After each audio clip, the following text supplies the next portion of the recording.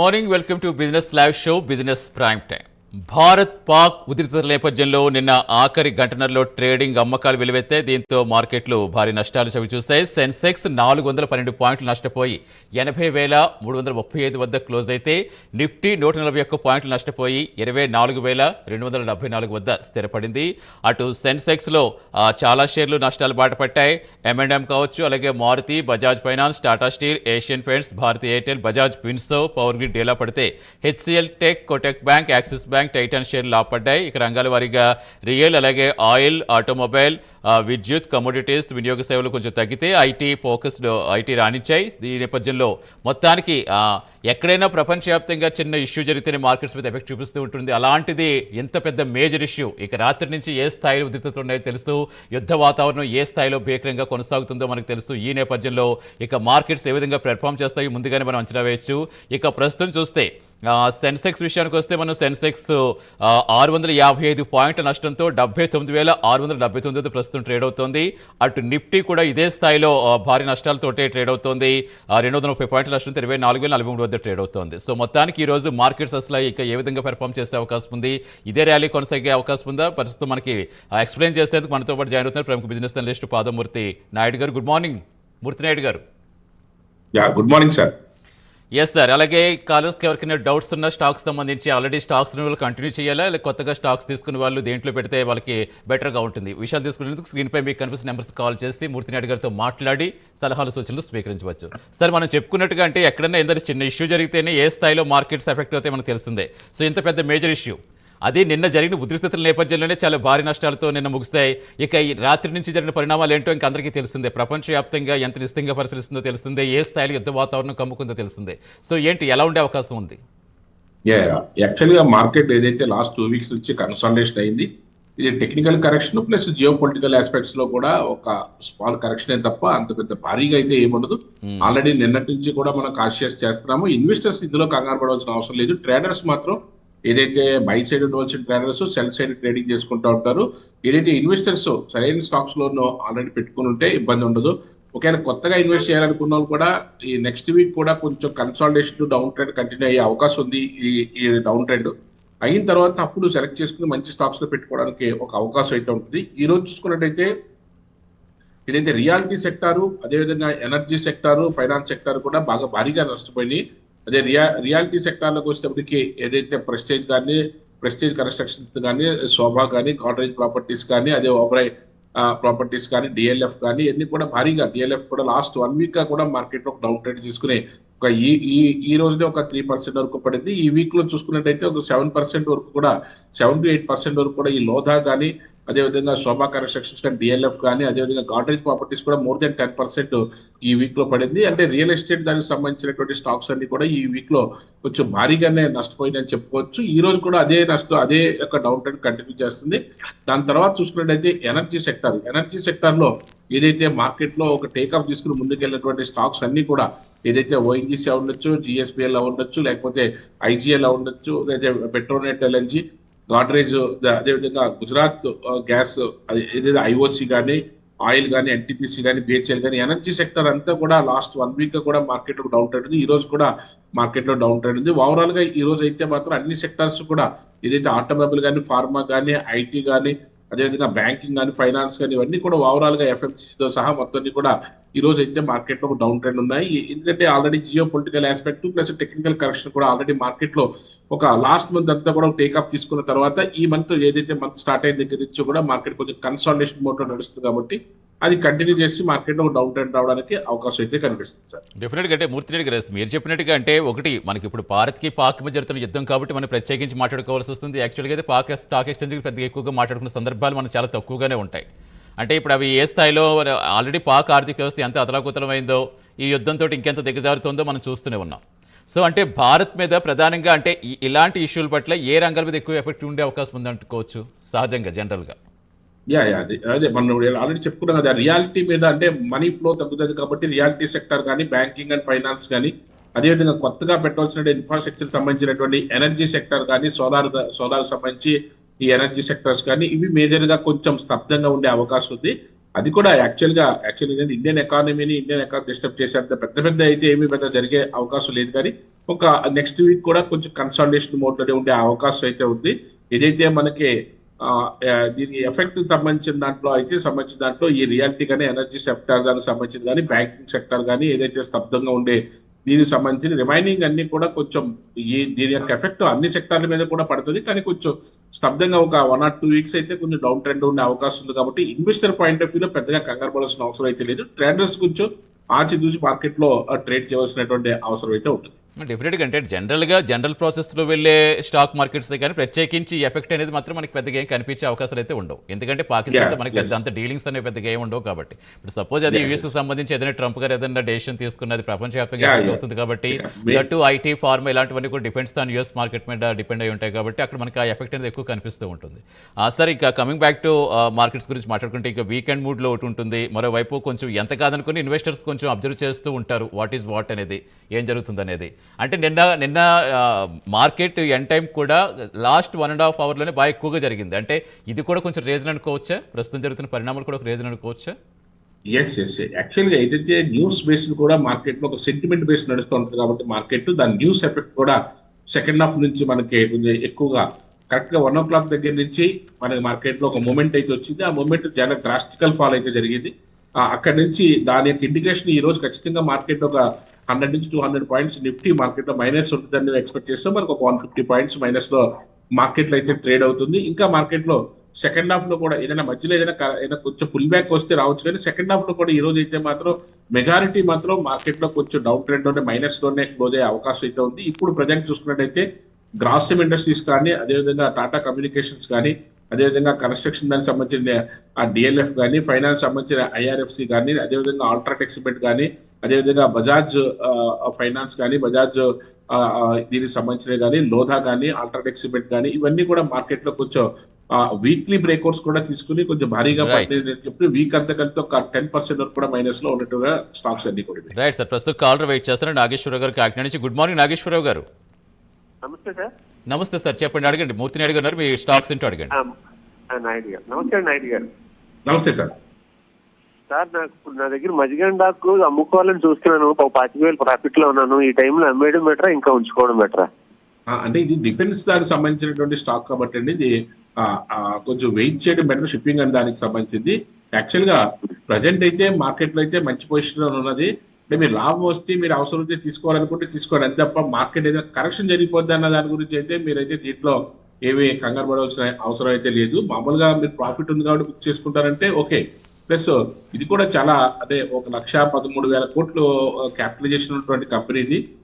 Last 3 years గా కూడా 100% compounding annual growth rate return ఇస్తున్నటువంటి స్టాక్ ఇది. లాస్ట్ ఇయర్ కూడా చాలా మంచి పెర్ఫార్మ్ చేసింది. యాక్చువల్గా మీకు అవసరం ఉండి దీంట్లో ఎగ్జిట్ అవ్వాలనుకుంటే మాత్రం ఎగ్జిట్ అవ్వచ్చు. అదర్వైజ్ అయితే మాత్రం ఇన్వెస్ట్ చేసుకోదగ్గ stock any dip you can buy అన్న అదే విధంగా ఉండే స్టాక్ బ్రహ్మాండమైన స్టాక్స్ అండి. రైట్ అండి, థ్యాంక్ యూ నాగేశ్వర్ గారు, థ్యాంక్స్ ఫర్ కాలింగ్ అండి. అలాగే సార్ ఇవాళ బోర్డ్ మీటింగ్స్ గురించి కూడా మాట్లాడుకుంటే డాక్టర్ రెడ్డీస్, అలాగే bank of India, Birla corporation, Manappuram finance, Swiggy, అంటే కొంచెం కామన్ పీపుల్కి బాగా దగ్గరగా ఉండే ఈ బోర్డ్ మీటింగ్స్ కూడా ఎక్కువగా జరుగుతున్నాయి. ఎలా ఉండే అవకాశం ఉందంటారు వీటికి? మీరు చెప్పినట్లుగానే డాక్టర్ రెడ్డీస్ కొంచెం ప్రజెంట్ అయితే కొంచెం ఆశాజనకంగా ఉన్నటువంటి స్టాక్ ఇది. రిమైనింగ్ ముత్తూట్ ఫైనాన్స్ అన్ని కూడా స్మాల్ క్యాప్స్ ఉన్నట్టు కూడా ఇది ఏదైతే డాక్టర్ రెడ్డీస్ ఏదైతే ఉందో ఆ రెడ్డీస్ లో కొంచెం మార్కెట్ లో కొంచెం డౌన్ ట్రెండ్ ఉంది. కాబట్టి ఇక్కడ నుంచి మళ్ళీ టేక్ ఆఫ్ అవడానికి అవకాశం అయితే ఎక్కువ ఉంది. ఏదైతే ఇప్పుడు ప్రజెంట్ ఇది సుమారుగా 1,00,000 కోట్ల కంపెనీ ఇది. మళ్ళీ టేక్ ఆఫ్ తీసుకుంటే మళ్ళీ ఇక్కడ నుంచి మంచి టేక్ ఆఫ్ తీసుకునే అవకాశం ఉంది. ఎందుకంటే మార్కెట్ డ్రాస్టికల్ గా పడిన తర్వాత ఇప్పుడే కన్సాలిడేషన్ అయ్యింది. కన్సాలిడేషన్ అయ్యి 1,000 రూపీస్ 1,100 రూపీస్ దగ్గర కన్సాలిడేషన్ అయ్యి ఇప్పుడు 1150 పైన మార్కెట్ ట్రేడ్ అయ్యే అవకాశం కనిపిస్తుంది. ఇది ఇంచుమించుగా 1,700-1,800 కూడా ఇయర్ ఎండ్కి ఏదైతే నవంబర్-డిసెంబర్ ర్యాలీకి మార్కెట్ లో టేక్ ఆఫ్ తీసుకుని ముందుకు వెళ్ళడానికి అవకాశం ఉంది. కాబట్టి ప్లస్ రిజల్ట్ ఓరియంటేషన్ కూడా ఉన్నది. కాబట్టి ఇలాంటి స్టాక్స్ లో మనకు పెట్టుకుంటే మనకు కొంచెం ముందుకు వెళ్ళడానికి అవకాశం అయితే ఎక్కువ ఉంది. రైట్ సార్, ప్రస్తుతం కృష్ణమూర్తి గారు హైదరాబాద్ నుంచి వెయిట్ చేస్తున్నారు. గుడ్ మార్నింగ్ కృష్ణమూర్తి గారు.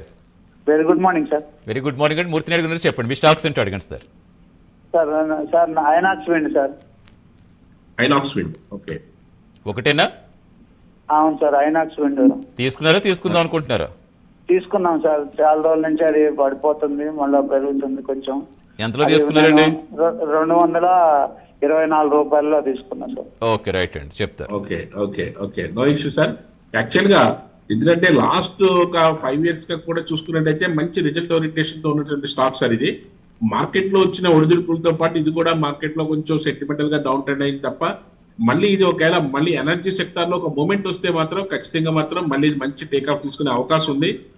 స్టాక్ అయితే మీరు తీసుకున్న స్టాక్ అయితే రాంగ్ సెలక్షన్ అయితే ఏం కాదు. ఎనర్జీ సెక్టార్ లో మంచి స్టాకే, 20,000 crores క్యాపిటలైజేషన్ ఉన్నటువంటి కంపెనీ. ప్రైస్ కూడా చాలా మంచి ప్రైస్ ఉంది. మీరు ఏదైనా ఎక్విప్మెంట్ చేసుకోగలిగితే మాత్రం ఇది 150 దగ్గర నుంచి 180 పైన క్లోజ్ అయితే మాత్రం ఖచ్చితంగా మళ్ళీ ఇది 230, 240 వరకు వెళ్ళడానికి అయితే అవకాశం అయితే ఎక్కువ ఉంది. ఒకవేళ మళ్ళీ 180 పైన అప్పుడు 150 రూపీస్ నడుస్తుంది.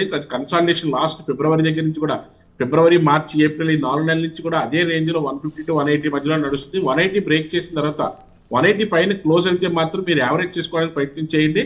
మీకు చాలా తొందరగానే మార్కెట్ నుంచి స్పీడ్ గానే 230 వరకు కూడా మళ్ళీ వెళ్ళే అవకాశం అయితే కనిపిస్తుంది సార్. రైట్ అండి, థ్యాంక్ యూ కృష్ణమూర్తి గారు, థ్యాంక్స్ ఫర్ కాలింగ్ అండి. అలాగే మూర్తి గారికి మీరు ఎక్కువగా కామన్ పీపుల్కి దగ్గరగా ఉండే స్టాక్స్ గురించి ఎక్కువగా చెప్తూ ఉంటారు. వాళ్ళకి డైలీ నోటెడ్ స్టాక్స్ ఏవైతే ఉంటాయో అలాంటి వాటిలో ఈ రోజు వేటి గురించి చెప్దాం అనుకుంటున్నారు? అంటే యాక్చువల్గా ఏంటంటే మార్కెట్ బాగా కరెక్షన్ జరిగినప్పుడు ఒక మంచి గ్లోబల్ ఒక గోల్డెన్ ఆపర్చునిటీగా మనం తీసుకోవాలి. అలాంటి వాటిలో మనకి ఏదైతే బ్యాంకింగ్ సెక్టర్ కానీ అదేవిధంగా ఫార్మా సెక్టర్ లో కానీ ఏదైనా మంచి స్టాక్స్ ఏదైనా మంచి కరెక్షన్ గురైన స్టాక్స్ ఏదైనా ఉంటే అలాంటి వాటిలో ఫస్ట్ అయితే SBI state bank of India present మీకు ఎప్పుడైనా సరే 750 or 700 మధ్యలో ఎప్పుడు మీకు మార్కెట్ లో దొరికినా సరే అక్యుములేట్ చేసుకోవడానికి ప్రయత్నం చేయాలి బ్యాంకింగ్ సెక్టర్ లో. అదేవిధంగా ప్రైవేట్ బ్యాంక్ చూసుకున్నట్టయితే almost ICICI bank any dip you can buy and ICICI bank కూడా రెగ్యులర్ గా మనకు తెలుసున్నది ప్రైవేట్ బ్యాంక్స్ లోను మంచి క్యాపిటలైజేషన్ తో ట్రేడ్ అవుతున్న బ్యాంకు. అంటే ఏదో బ్యాంకింగ్ సెక్టర్ లో గవర్నమెంట్ బ్యాంక్ లో ఒకటి, ప్రైవేట్ బ్యాంక్ లో ఒకటి తీసుకుంటే మనకి మంచి యావరేజ్ లో ఉన్నట్టుంటది. అదేవిధంగా ఫార్మా దానికి సంబంధించిన దాంట్లో ఏదైతే ఇప్పుడు ఇందాక డాక్టర్ రెడ్డిస్ ఏదైతే చెప్తున్నాం అలాగే సిప్లా కానీ అదేవిధంగా లారస్ ల్యాబ్స్ కానీ బల్క్ డ్రగ్స్ దాంట్లో దివిస్ ల్యాబొరేటరీస్ కానీ లుపిన్ కానీ ఇలాంటి వాటిలో మనకి ఎక్విప్మెంట్ చేసుకుంటే ఇలా మార్కెట్ లో బాగా కరెక్షన్ జరిగినప్పుడు ఎక్విప్మెంట్ చేసుకుంటే మళ్ళీ మనకి మంచి ప్రైస్ లోనూ మనకి యావరేజ్ ప్రైస్ మంచి ప్రైస్ దొరికినట్టు అవుతుంది. అలాంటి వాటిలో రెగ్యులర్ గా సిప్ మోడల్లో కానీ లంసమ్ మోడల్ ఇలాగ అవకాశం దొరికినప్పుడు లంసమ్ మోడల్లో కానీ ఇన్వెస్ట్ చేసుకుంటే సెక్టార్ల వైజ్ దాంట్లో సెక్టార్ లో మనకి నోన్ కంపెనీస్ ఏదైతే ఉన్నాయో అవి ఆటోమొబైల్ ఉందనుకోండి, 2 వీలర్స్ లో ఇప్పుడు ఎలక్ట్రానిక్ దాంట్లోనూ మంచి గేమ్ చేంజింగ్ పాయింట్ అనేటువంటి ఎలక్ట్రానిక్ వెహికల్స్ లో టీవీఎస్ మోటార్స్ బాగా ముందంజలో ఉందని చెప్పుకోవచ్చు. అదేవిధంగా టీవీఎస్ మోటార్స్ తో పాటుగా M&M అదేవిధంగా మనకి ఐషర్ మోటార్స్ హెవీ వెహికల్స్ లోను Eicher Motors, Exide Industries battery supply చేయడంలో ఎక్సైడ్, అదేవిధంగా భారత్ ఫోర్జ్ కానీ టాటా మోటార్స్ కానీ ఇలాంటి స్టాక్స్ అన్ని కూడా మార్కెట్ లో ఆటోమొబైల్ లో మనకి known companies well known companies మంచి క్యాపిటలైజేషన్ ఉంది, క్వార్టర్ ఆన్ క్వార్టర్ మంచి రిజల్ట్ ఉన్న కంపెనీస్ లో ఇన్వెస్ట్ చేసుకోవచ్చు. రైట్ అండి, ప్రస్తుతం కాలర్ వెయిట్ చేస్తున్నారు పుల్లారావు గారు పిడుగురాల నుంచి. గుడ్ మార్నింగ్ పుల్లారావు గారు. Good morning sir. Good morning అండి. మూర్తి గురించి అడగండి సార్, మీ స్టాక్స్ ఏంటో అడగండి సార్. నమస్తే సార్ నాయుడు గారు. సార్ నమస్తే సార్. నేను సుజలాన్ నుంచి 300 మీద కొన్నాను, హోల్డ్ చేయొచ్చా? యాక్చువల్ గా అయితే మీరు ప్రస్తుతానికి అయితే ఎనర్జీ సెక్టర్ అంతా కూడా సెక్టార్ వైజ్ కూడా డౌన్ ట్రెండ్ ఉంటారు. కొంచెం మార్కెట్ లో కన్సాలిడేషన్ లో నడుస్తుంది. ఇందాక కూడా మనం చెప్పాం విండ్ ఎనర్జీ దగ్గర ఏదైతే జనవరి ఫిబ్రవరి దగ్గర నుంచి కొంచెం కన్సాలిడేషన్ లో అంటే లాస్ట్ ఇయర్ అంతా కూడా డ్రాస్టికల్ ఫాల్ అయిన తర్వాత కన్సాలిడేషన్ మోడ్ లో ఉంది. ఇది ఏదైతే సుజలాన్ ఎనర్జీ ఇప్పుడు 51 రూపీస్ ట్రేడ్ అవుతుంది, 60 పైన క్లోజ్ అయిన రోజున మళ్ళీ స్పీడ్ గా మళ్ళీ 85 to 90 రూపీస్ వరకు వెళ్ళడానికి అయితే అవకాశం అయితే ఉంది. కొంచెం ఎలాంటి స్టాక్స్ లో కొంచెం లాంగ్ టర్మ్ పాయింట్ ఆఫ్ వ్యూలో తీసుకుంటేనే మీకు మంచి బెనిఫిట్ వచ్చే అవకాశం ఉంది. మీరు కూడా లాంగ్ టర్మ్ పాయింట్ ఆఫ్ వ్యూలో తీసుకుని ఉంటారు కాబట్టి you have to wait for another couple of quarters, 2 quarters అంటే ఒక 6 months వెయిట్ చేయగలిగితే మంచి మూవ్మెంట్ అయితే వచ్చే అవకాశం అయితే కనిపిస్తుంది. Okay, thank you sir. Right అండి, thank you sir, thanks for calling అండి. సార్ అలాగే మనం ఐపీఓస్ గురించి కూడా మాట్లాడుకుంటే ఎయిర్టెల్ మనీ ఐపీఓ కూడా నెక్స్ట్ ఇయర్ వస్తుందని చెప్తున్నారు. అసలు ఏంటి సార్, ఎలా ఉంటుంది అసలు ఈ ఐపీఓస్ లో ఇన్వెస్ట్మెంట్ ఎలా ఉంటుంది? యాక్చువల్గా ఏంటంటే ఐపీఓస్ లో మనకి అన్ని సార్లు కూడా సక్సెస్ అయ్యే అవకాశం ఉంటుంది. ప్లస్ మార్కెట్ ఎలా డౌన్ ట్రెండ్ లో ఉన్నప్పుడు గట్ట వచ్చే ఐపీఓస్ లో గట్ట మన సెంటిమెంట్ కూడా ఉంటుంది కాబట్టి కొంచెం కాషియస్ గా ఉండి దాని యొక్క బిజినెస్ మోడల్ బాగా అర్థమైతే తప్ప అదర్వైజ్ మనకు మార్కెట్ లో వెళ్ళటానికి అంత ఆస్కారం అయితే తగలదు. అదేవిధంగా ఇటీవల కాలంలో ఏథర్ వచ్చింది, ఏథర్ ఏదైతే ఎలక్ట్రానిక్ వెహికల్ దాంట్లో వచ్చింది, దాంట్లో కూడా ఏదైతే 330 రూపాయల నుంచి మళ్ళీ 300 రూపాయల వరకు కూడా ఇక్కడే ట్రేడ్ అవుతా ఉన్నది. అలాంటి మనకు కొంచెం కాషియస్ గా మనం చూసి దాంట్లోకి ఎంటర్ అవడానికి అవకాశం ఉంటే మాత్రం వెళ్ళాలి. రీసెంట్ గా వచ్చే ఐపీఓస్ లో మాత్రం కొంచెం మార్కెట్ కొంచెం స్తబ్దంగా ఉంది కాబట్టి అంత పాజిటివ్ గా ఉండే అవకాశం అయితే తక్కువ ఉంటుంది. అట్లీస్ట్ వాటి యొక్క బిజినెస్ మోడల్ బాగా తెలిసి మనకి దాని మీద ఒక ప్రైస్ మీద గట్ట మనకి ఆ కమాండ్ ఉంటే మాత్రం ఎంట్రీ అవ్వచ్చు.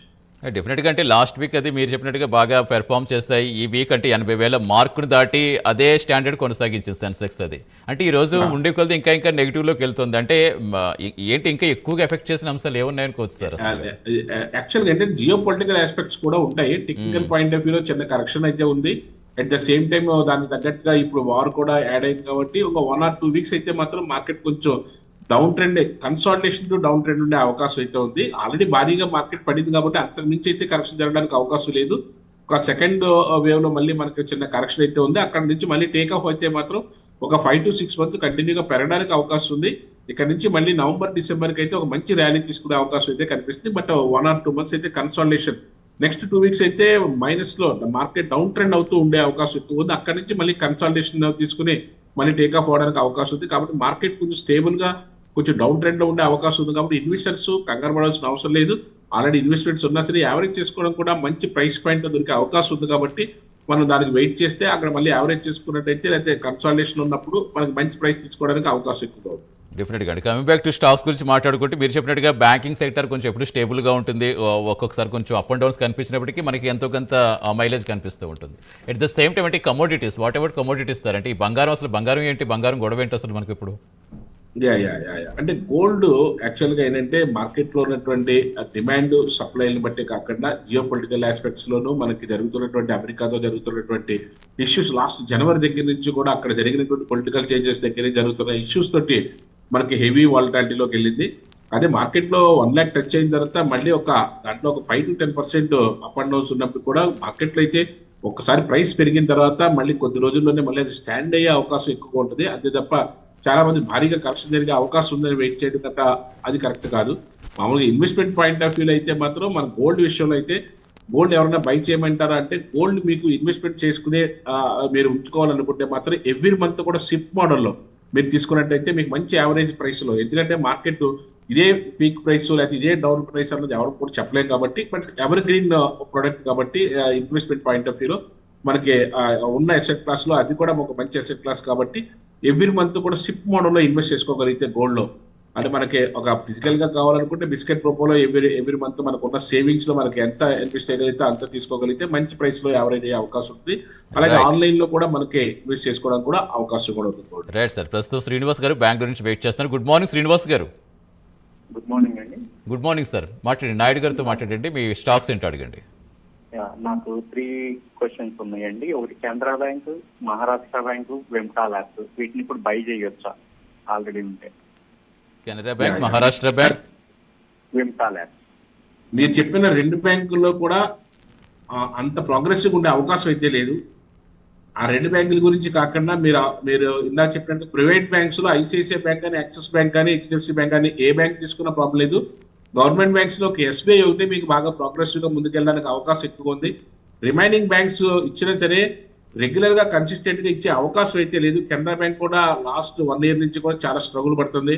యాక్చువల్ గా స్ప్లిట్ అయిన తర్వాత, షేర్ స్ప్లిట్ అయిన తర్వాత 100 రూపాయల దగ్గర నుంచి 120 రూపాయలకి వెళ్ళిన తర్వాత కెనరా బ్యాంక్ అక్కడ నుంచి పెద్దగా పెర్ఫార్మెన్స్ చేయలేదు.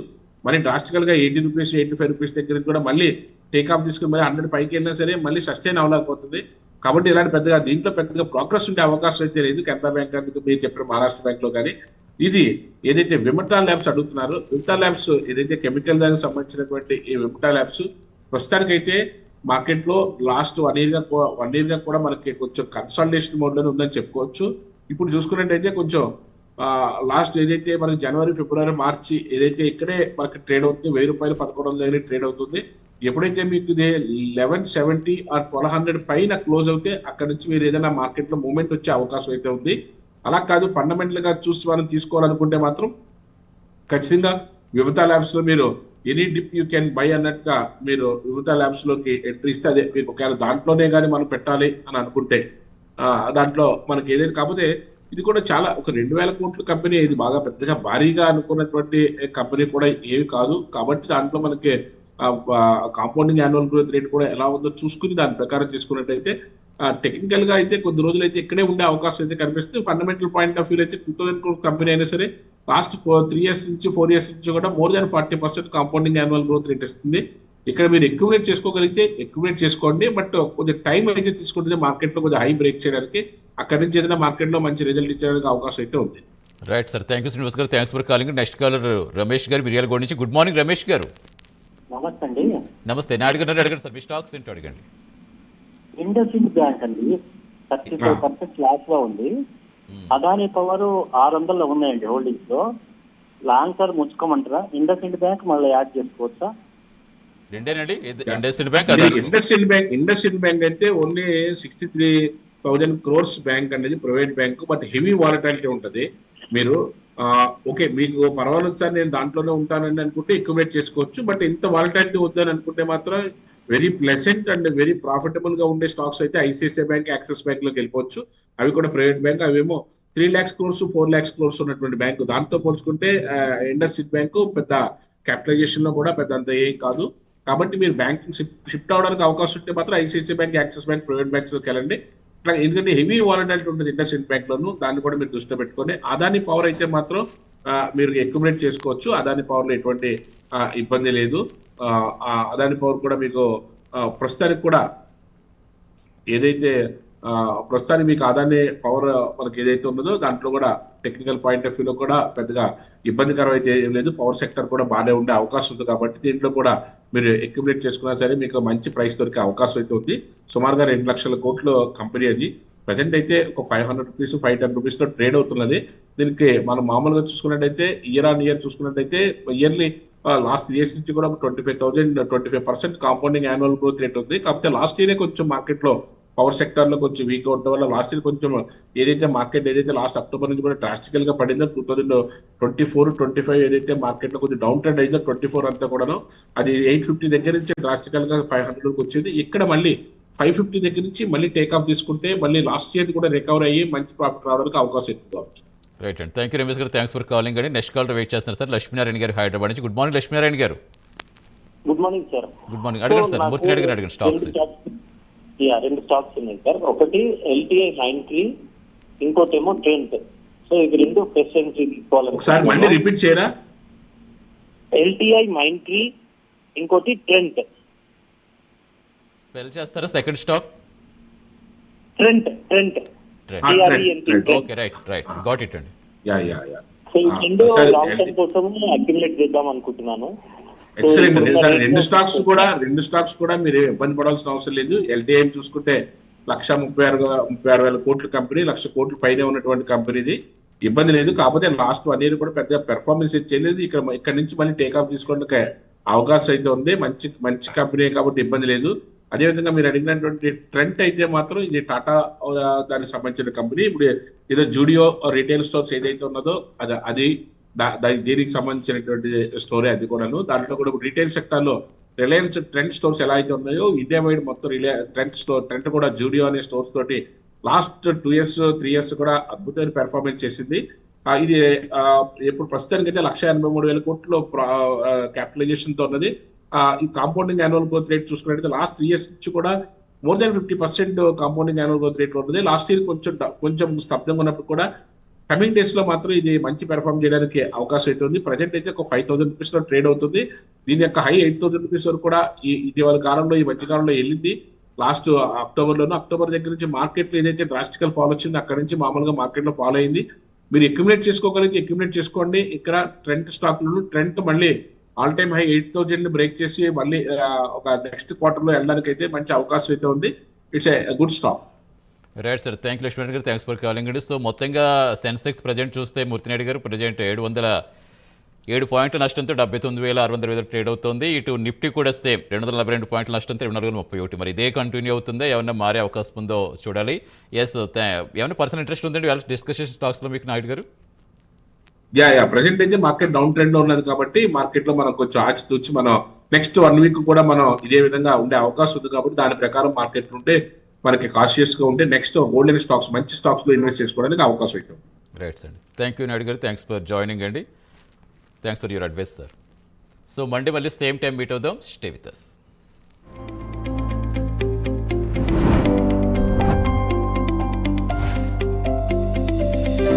ఇంటర్వ్యూ